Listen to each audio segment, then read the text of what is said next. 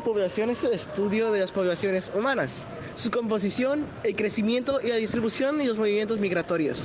Esta rama de la geografía humana contribuye al conocimiento del campo interdisciplinario de la demografía, a través de análisis de las implicaciones espaciales en el entendimiento de las problemáticas demográficas concretas, como comportamientos reproductivos, movimientos migratorios y envejecimiento de la población.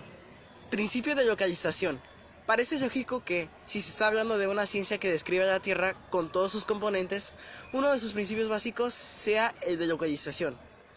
Este no es más que señalar de manera exacta el lugar en el que se encuentran los fenómenos geográficos analizados. De esta forma, si por ejemplo se está estudiando el relieve montañoso de algún lugar, se debe apuntar su localización, como algunos datos tales como la latitud, la longitud, altitud o superficie. Principio de descripción. Como indica su nombre, este principio consiste en la explicación descriptiva de los accidentes geográficos sobre los que se esté trabajando. No importa si se trata de geografía física, política o social, cada elemento debe ir acompañado de su correspondiente descripción. Principio de conexión o relación. No es posible estudiar un hecho geográfico de manera aislada, ya que todo se encuentra interrelacionado. Por ejemplo, existe una conexión evidente entre el buen clima y la densidad de la población. Este principio nos recuerda la importancia de contextualizar cada fenómeno estudiado. Principio de causalidad u origen. Ningún fenómeno que se da en la naturaleza aparece sin que pueda rastrear su origen o los sucesos que hayan llevado a su existencia. Esto ocurre también en la geografía y es uno de los principios más importantes. Principio de comparación o analogía. Mediante este principio, el investigador va a establecer analogías entre diversos fenómenos geográficos que ocurren en distintas partes de la Tierra. Se trata de una herramienta muy útil para encontrar el origen. Se intenta descubrir coincidencias, aunque lo estudiado se localice a miles de kilómetros del uno al otro. Principio de actividad o evolución. Nada en el planeta permanece inalterable. La acción del hombre o de la naturaleza provoca cambios continuos en los fenómenos geográficos. Este principio es el encargado de tener esto en cuenta, explicando si, por ejemplo, en un río ha sido desviado de su cauce natural o si alguna especie animal ha desaparecido. Máximos exponentes. Número 1. Heródoto de Halicarnaso. Aunque destacó más bien por su labor como historiador, también fue un importante geógrafo de la antigua Grecia. Debido a la suspensión de guerras en aquella época, fue un geógrafo poco viajero y explorador, por lo que su obra se basó fundamentalmente en otras fuentes y en las observaciones de otros autores. En sus textos y escritos describe con exactitud las características geográficas de los pueblos. Dejó también un legado cartógrafo importante como una ecúmene que representaban Europa Central, Asia y parte del continente africano. Otro máximo exponente es Eratóstenes. Sus habilidades como poeta, astrónomo, filósofo y geógrafo le permitieron abordar estudios desde diferentes puntos de vista. Acuñó el término geografía y en su labor como geógrafo intentó calcular la circunferencia exacta de la Tierra, con un error por debajo del 2%, medir la inclinación del eje de la Tierra y la distancia al Sol. Además cultivó una gran labor cartográfica, elaborando uno de los primeros mapas del mundo y definiendo los conceptos de latitud y longitud. Estrabón. Este geógrafo descriptivo e historiador griego es conocido por su magna obra geográfica. Era contrario a las teorías astronómicas y cartográficas de Eratóstenes, preocupándose entonces en la distribución de los aspectos humanos en vez de los fenómenos naturales y sus procesos. Su incansable actitud viajera le permitió recorrer medio mundo y elaborar una gran obra geográfica de 17 volúmenes, en la que se describe minuciosamente la geografía de todo el Imperio Romano. Uno de sus volúmenes está dedicado a nuestra península ibérica. También elaboró mapas y obras cartográficas sobre el continente europeo. Claudio Ptolomeo dedicó su vida a la observación astronómica y a la divulgación de la astrología, pero también fue una importante figura de la historia geográfica. Se encargó de recopilar todos los conocimientos de los griegos, creando posteriormente mapamundis y elaborando obras como el Geografía. En ella se hizo una descripción del mundo de su época y utilizó un sistema de latitud y longitud que le sirvió de ejemplo a los cartógrafos posteriores. Alexander von Humboldt se le considera el padre de la geografía moderna. Su formación multidisciplinar, su afán viajero y explorador aportaron a su saber un conocimiento geográfico impresionante. Realizó viajes por Europa, América del Sur, México, Estados Unidos, Islas Canarias y Asia Central, dejando grandes aportes a la geografía física plasmados en sus obras culmen como Cosmos y Viaje a las regiones equinocciales del nuevo continente. Dejó numerosos estudios descriptivos de los factores naturales vistos como conjuntos y no como elementos o sucesos separados, incluyendo además una visión histórica a la geografía. Ahora pasemos a las corrientes geográficas del pensamiento. La geografía radical. Se menciona que es un conjunto de perspectivas geográficas caracterizadas en términos generales por su posición de compromiso con la transformación social y sus aspiraciones de convertir a la geografía en un instrumento de dicha transformación. Esas perspectivas se consolidan entre finales de la década de 1960 y 1970 en los medios académicos de los países desarrollados de Europa y América del Norte. Coincide con un contexto de efervescencia y contestación social, del que Mayo francés de 1968 es un hito por todos conocido. Es una geografía eminentemente social, en la medida en que la organización espacial será vista como un producto de los procesos sociales y específicamente del modo de producción capitalista. Para comprender esta organización social, por lo tanto, ya no sirven ni su mera descripción ni el descubrimiento y formalización de su morfología. Se requiere ahora centrar la mirada en los procesos sociales, pues el espacio y específicamente su organización es el resultado de los mismos. Geografía anarquista. Sus creadores son dos comprometidos geógrafos, Kropotkin, 1842 a 1921.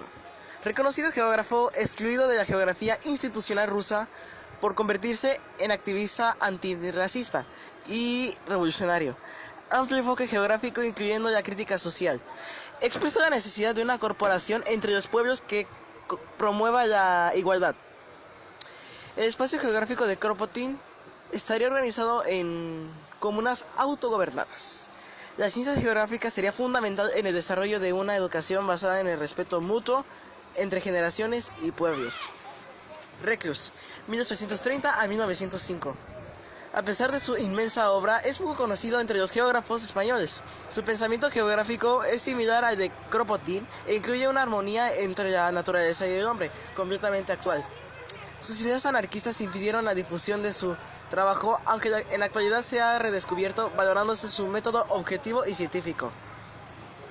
La geografía cuantitativa nace con el movimiento filósofo denominado positivismo, ayudado por el Círculo de Viena, la Sociedad de Filosofía de Ernst Mach y el Grupo de Berlín definen una ciencia unificada basada en la lógica formal y las matemáticas, además de la observación como única fuente de conocimiento. En Francia, Alemania y países mediterráneos no llegó hasta los años 70. Ahora sus métodos de estudio. El método inductivo. Este método implica en primer lugar ir al terreno de estudio y después de un análisis regional realizarlo con otros casos similares y de ser posible llegar a generalizaciones que eventualmente, pero no necesariamente, podrían conducir leyes y teorías si se sigue los siguientes pasos. La observación, que consiste en observar el problema o fenómeno que se va a estudiar en forma directa en el lugar donde ocurre, o en forma indirecta por medio de fotos, revistas, láminas, mapas, videos, etc. La descripción, que consiste en describir y definir y precisar la ubicación del problema en el espacio geográfico. La medición, que consiste en determinar el tamaño y alcance del problema. La clasificación es la forma en que está repartido el problema en el espacio geográfico, buscando las causas y consecuencias del problema. La explicación, que se propone la solución o posibles soluciones para el problema. Ahora el método deductivo. Por su parte prefiere las siguientes etapas. La sistematización, que se considera que es antes de ir al terreno, se organizan las ideas y definen los conceptos a utilizar. La hipotetización, se formulan las hipótesis de la investigación. La modelación, donde se construyen los modelos a contrastar con la realidad. La operacionalización, que es la adecuación de la realidad regional. Y por último, la explicación, que al final, luego de haber comparado los modelos y evaluado las hipótesis que se verifiquen, intentarán formular leyes o teorías. Si la hipótesis es rechazada o solo es aceptada parcialmente, debe reiniciarse esta investigación. Objeto y campo de estudio. La geografía humana es la parte de la geografía que estudia las sociedades humanas desde una óptica especial. La relación entre estas sociedades y el medio físico en el que habitan y los paisajes culturales que esas construyen. Según esta idea, la geografía humana podría considerarse como una cronología de las sociedades humanas, un estudio de las actividades humanas desde un punto de vista espacial, una ecología humana y una ciencia de los paisajes culturales. Los campos de estudio de la geografía humana. Geografía de la población, la cual estudia los patrones de distribución de los seres humanos sobre la superficie terrestre y los procesos temporales o históricos que los han originado o modificado. La geografía económica, que estudia los patrones y procesos económicos y su distribución en el tiempo y esencialmente en el espacio terrestre. En sentido estricto, la geografía económica estudia la distribución geográfica de los factores económicos y las implicaciones de la misma sobre los países, regiones y en general sobre las sociedades humanas. La geografía cultural, que más que un campo de estudio, es un enfoque de la geografía humana que investiga las relaciones mutuas entre los seres humanos y el paisaje vistas desde un punto de vista posibilista. Ahora las universidades que dan esta licenciatura. Tenemos la Universidad Nacional Autónoma de México, Universidad de Guadalajara, Universidad Autónoma de Guerrero, Universidad Autónoma Metropolitana, Universidad de Sonora, Universidad Autónoma del Estado de México, Universidad Autónoma de San Luis Potosí, Universidad Autónoma de Querétaro y Universidad Veracruzana, entre otras. ¿Dónde trabajar? Los geógrafos desempeñan un papel principal en los servicios de geomarketing.